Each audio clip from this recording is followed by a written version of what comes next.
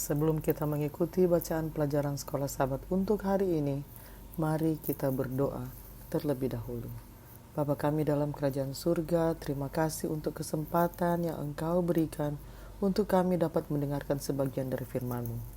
Isilah kami dengan Roh-Mu yang suci, agar kami dapat mengerti apa yang Engkau inginkan kami pelajari hari ini. Dalam nama Yesus kami sudah berdoa. Amin. Pelajaran sekolah Sabat, Rabu 21 Januari 2026. Pelajaran yang keempat di triwulan yang pertama. Judul pelajaran sekolah Sabat kita untuk hari ini adalah Pikiran Kristus. Muhammad Ali pada bulan Agustus 1963 pernah berkata, "Akulah yang terhebat." 6 bulan sebelum memenangkan kejuaraan tinju dunia kelas berat, ia bahkan merilis album rekaman berjudul Akulah yang Terhebat. Tidak diragukan lagi, Ali adalah seorang atlet hebat, tetapi ia bukanlah contoh yang harus diikuti jika seseorang ingin memiliki pikiran Kristus. Sebaliknya, Yesus adalah pribadi yang sempurna tanpa dosa. Meskipun ia telah dicobai dalam segala hal sama seperti kita, ia tidak pernah berbuat dosa bahkan dalam pikirannya sekalipun. Namun Ibrani 5 ayat 8 menyatakan, dan sekalipun ia adalah anak, ia telah belajar menjadi taat dari apa yang telah dideritanya. Penyerahan Yesus kepada kehendak Bapa selalu sempurna. Tidak pernah sekalipun ia menolak untuk patuh, meskipun tidak diragukan lagi hal itu seringkali tidak mudah. Bacalah Filipi 2 ayat 5-8. Ayat-ayat ini oleh banyak orang dianggap sebagai salah satu teks paling kuat dan indah dalam kitab suci.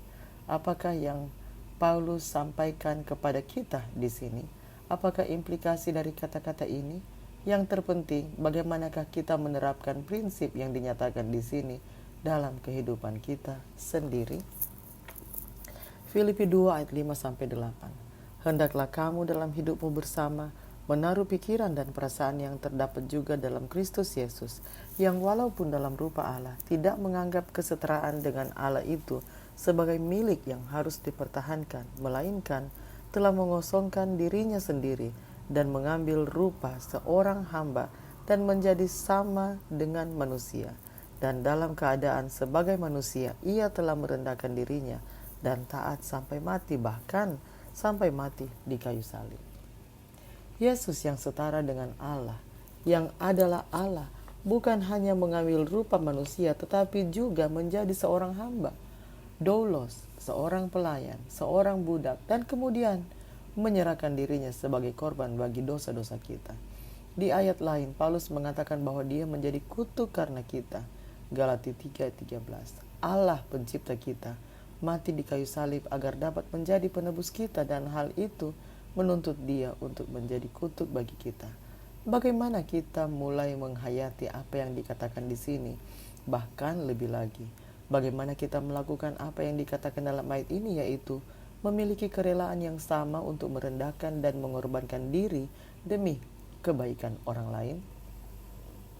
Dalam ayat yang lain, Yesus berkata, "Barang siapa terbesar di antara kamu, hendaklah ia menjadi pelayanmu. Dan barang siapa meninggikan diri, ia akan direndahkan, dan barang siapa merendahkan diri, ia akan ditinggikan."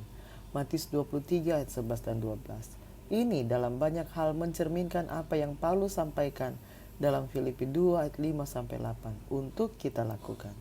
Dalam cara yang lebih gamblang dan kuat, Paulus di sini mengatakan hal yang sama seperti yang ia katakan sebelumnya, yaitu agar kita tidak mencari kepentingan sendiri atau puji-pujian yang sia-sia.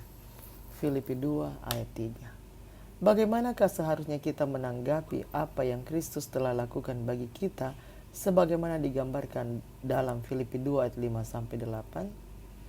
Tanggapan seperti apakah yang bisa dianggap memenuhi syarat atau layak atas apa yang telah Kristus lakukan bagi kita? Mungkin tidak ada yang lebih pantas selain jatuh berlutut dan menyembahnya. Mengapa sangat keliru untuk berpikir bahwa perbuatan kita dapat menambah apa yang telah Kristus lakukan bagi kita?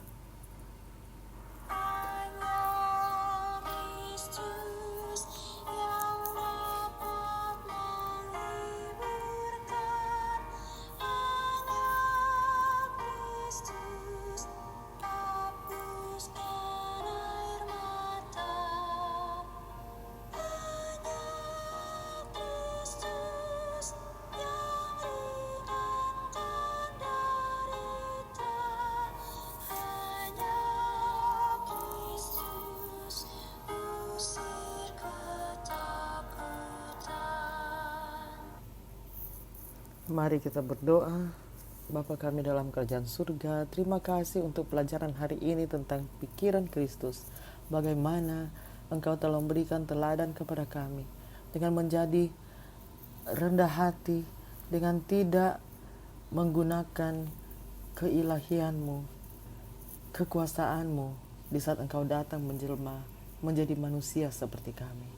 Ya Tuhan, kiranya Engkau dapat menuntun pikiran kami, agar kami dapat mengikuti akan pikiran-Mu yang menjadi teladan bagi semua. Dan kiranya kami dapat terus menjadi terang, menjadi berkat dimanapun kami berada, dengan mengikuti jejak-Mu, mempraktekkan bagaimana kami dapat hidup dengan pikiran Kristus, yaitu pikiran-Mu. Terima kasih untuk pelajaran kerendahan hati yang kami pelajari hari ini. Tuntunlah kami senantiasa ya Tuhan. Terima kasih untuk janji penyertaan-Mu bagi kami. Dalam nama Yesus kami sudah berdoa. Amin. Demikianlah pelajaran Sekolah Sabat Rabu 21 Januari 2026. Sampai bertemu di pelajaran Sekolah Sabat selanjutnya. Tuhan memberkati.